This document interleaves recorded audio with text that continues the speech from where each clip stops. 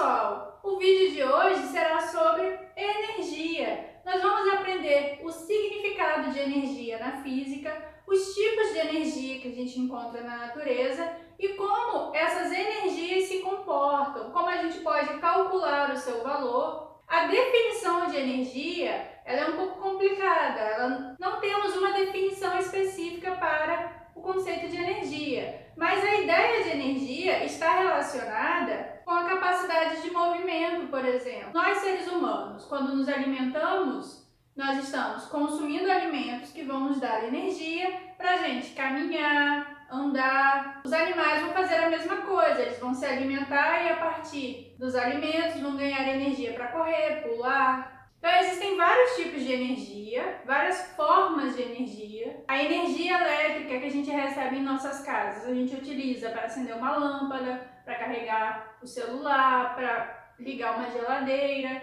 Então existem vários tipos de energia. Existem energias térmicas, que estão relacionadas com troca de calor, energia elétrica, energia mecânica, que a gente vai ver que existem energias que dependem do movimento dos corpos, da velocidade com que esse corpo se desloca, chamada de energia cinética. Existe energia potencial, que está relacionada com a posição que esse objeto ocupa em relação a algum ponto referencial. Então existem vários tipos de energia. E essas energias elas vão se apresentar na natureza de forma que elas não podem nem ser criadas nem destruídas do nada, elas são transformadas uma forma em outra forma. Essa é uma definição importante de energia. Ela é uma grandeza escalar, portanto é uma grandeza que possui um valor definido, então não faz sentido a gente falar em direção e sentido de energia. Energia vai ter apenas um valor associado, que não pode nem ser criada nem destruída, ela pode ser transformada.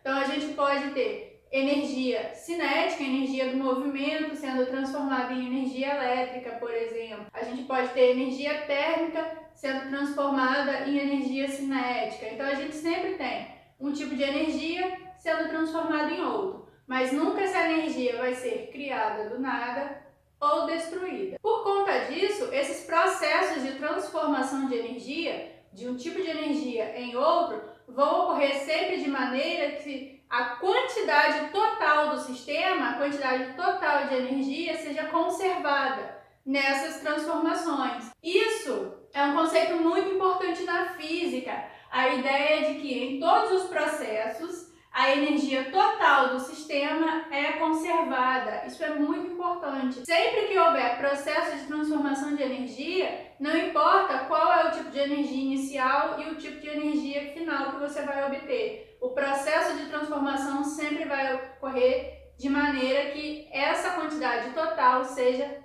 conservada. Por enquanto, nós vamos estudar as energias mecânicas, as energias relacionadas com posição e movimento do corpo. A primeira energia que a gente vai ver é a energia cinética. A energia cinética está relacionada com corpos em movimento, corpos que possuem velocidade diferente de zero. Qualquer corpo que se movimenta com uma velocidade diferente de zero tem uma energia cinética associada. A gente caminhando, uma fruta caindo de uma árvore, todos esses movimentos vão ter uma energia cinética associada a ele. A energia cinética ela está relacionada com a velocidade dos corpos. Se a velocidade for igual a zero, se o objeto estiver em repouso em relação a algum referencial, essa energia cinética, portanto, vai ser zero, já que a energia cinética depende da velocidade. E a gente vai conseguir calcular o valor dessa energia cinética usando essa equação aqui do quadro. A energia cinética de um corpo é igual à massa dele vezes a velocidade ao quadrado sobre 2. Então, sempre que a gente estiver interessado em calcular a energia relacionada ao movimento de um corpo, a energia associada à sua velocidade, a gente vai usar essa equação para calcular a energia cinética. Quanto maior a massa de um corpo, maior sua energia cinética. E quanto maior sua velocidade, maior a energia cinética. E tem um dado importante relacionado à velocidade. A velocidade é elevada ao quadrado na equação da energia cinética. A energia cinética ela vai crescer com fator quadrado à medida que a velocidade cresce. Se a gente tem, por exemplo, um corpo que se movimenta com uma velocidade de 2 metros por segundo, significa que quando a gente substituir na fórmula, esse 2 metros por segundo vai ser elevado ao quadrado, vai dar 4. Então a gente vai ter uma energia cinética 4 vezes maior. Sempre que a gente estiver calculando o valor de energia, vamos ter uma unidade associada. A unidade da energia no sistema internacional é o joules. A gente representa com um J maiúsculo. Lembrem lá que toda medida que a gente faz sempre vai ter uma unidade associada a ela. No caso das energias, seja energia cinética, energia potencial, energia elétrica, energia vai ter unidade de joules. Além da energia cinética, que está relacionada com a velocidade do movimento dos corpos, existe também a energia potencial. A energia potencial está relacionada com a posição de um corpo em relação a um ponto de referência, um referencial. Essa energia potencial, ela vai depender da altura ou da posição que esse corpo ocupa em relação a uma posição de referência, a uma posição onde a gente vai considerar essa energia potencial nula. Existem dois tipos de energia potencial. Existe a energia potencial gravitacional e a energia potencial elástica. Vamos ver a diferença entre as duas. A energia potencial gravitacional está relacionada com a altura que um objeto está em relação ao ponto de referência. Então, nesse exemplo, nós temos um objeto de massa m que está a uma altura de 2 metros. Então, ele está a uma altura de 2 metros em relação ao chão. Então, o chão é o ponto de referência que a gente está considerando. Esse ponto de referência, o chão, onde a altura é igual a zero, seria o ponto onde essa energia potencial gravitacional é zero. Quando esse corpo está a uma altura de 2 metros em relação ao chão, em relação ao ponto de referência, existe uma energia potencial gravitacional associada a ele. Essa energia potencial gravitacional está relacionada com a aceleração da gravidade, com o campo gravitacional. No caso de objetos próximos à superfície da Terra, está relacionado com o campo gravitacional da Terra. A energia potencial gravitacional vai ser calculada através dessa equação, que vai depender da massa do corpo, da aceleração da gravidade e da altura. A gente vai representar a altura por essa letra H. Então, o H nessa equação significa altura. O m é a massa, o g é a aceleração da gravidade.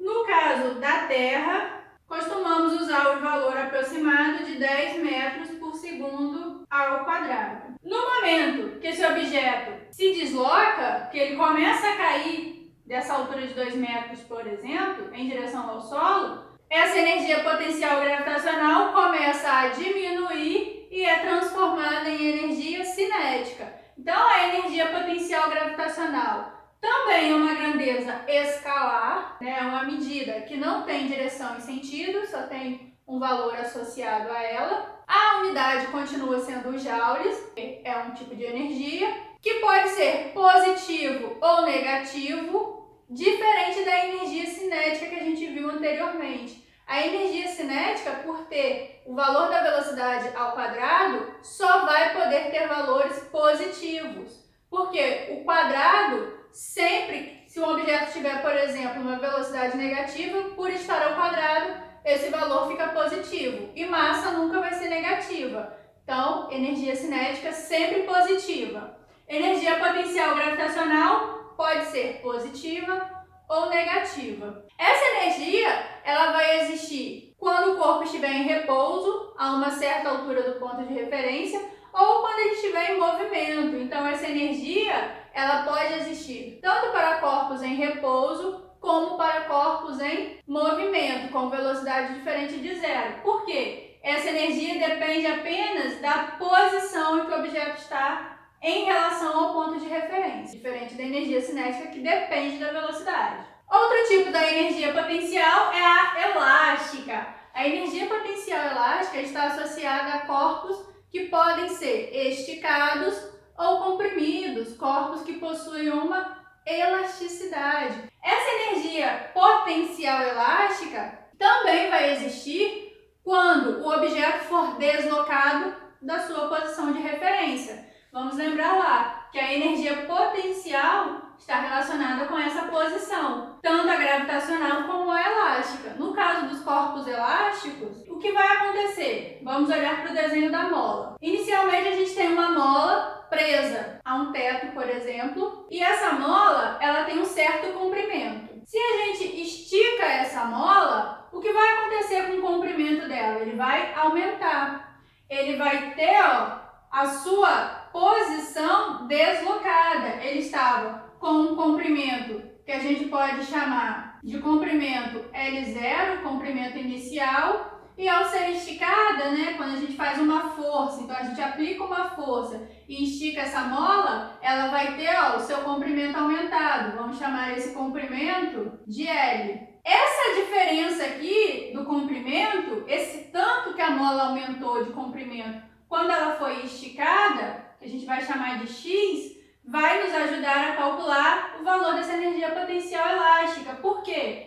Essa diferença no comprimento dela, essa diferença na sua posição, é justamente o que está relacionado com a energia potencial. É uma variação da posição em relação ao ponto de referência. O ponto de referência inicial era no comprimento L0. Quando ela foi esticada, ela ocupou uma nova posição, a posição de comprimento L. Portanto, a energia potencial elástica vai depender dessa posição, do tanto que a mola foi esticada, ou se ela fosse comprimida, se ela tivesse seu comprimento diminuído, o quanto ela diminuiu de comprimento. Então depende da posição de deformação da mola e depende também da dureza dessa mola, do material que ela é feito.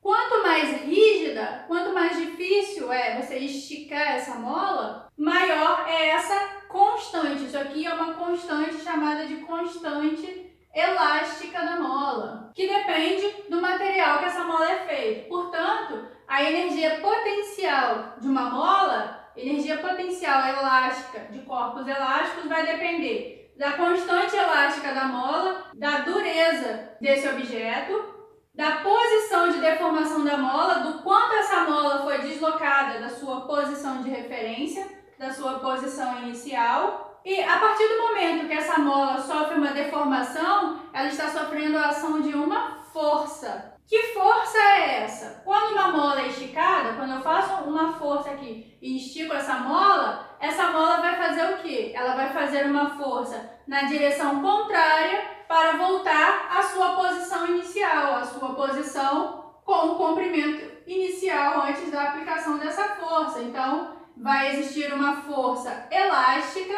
exercida por essa mola, tendendo a voltar para a sua posição inicial. Essa força elástica ela é calculada pela lei de Hooke. Hooke foi um físico que teve grandes contribuições também na física e que elaborou essa teoria sobre a força em corpos elásticos. Então, a gente vai calcular a força elástica a partir dessa lei de Hooke. Essa força vai ser uma força negativa porque ela vai ter sentido contrário à aplicação da força. Então, se eu faço uma força puxando a mola para baixo, a força elástica está no sentido contrário, está para cima. Se eu puxo para baixo, força elástica para cima. Então, ela é negativa, depende da constante elástica da mola, depende da dureza da mola, do material que essa mola é feita, e depende do deslocamento, da deformação da mola, do quanto essa mola foi esticada ou comprimida. Como estamos falando de força,